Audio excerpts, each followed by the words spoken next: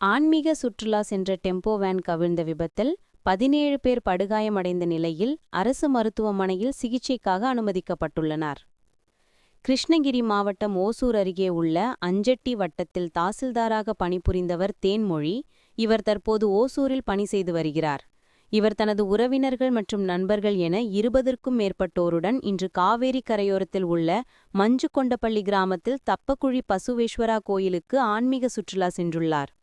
அப்போது உரிகம் மலை கிராமம் விலிகள் சாலையில் சென்று கொண்டிருந்தபோது வேன் திடீரென ஓட்டுநரின் கட்டுப்பாட்டை இழந்து விபத்துக்குள்ளானது. இதில் 17 பேர் காயமடைந்த நிலையில் அஞ்சட்டி அரசு ஆரம்ப சுகாதாரத்தில் சிகிச்சைக்காக சேர்க்கப்பட்டுள்ளனர். தகவல் அறிந்து வந்த அஞ்சட்டி காவல்துறையினர் விபத்து குறித்து விசாரணை மேற்கொண்டு வருகின்றனர்.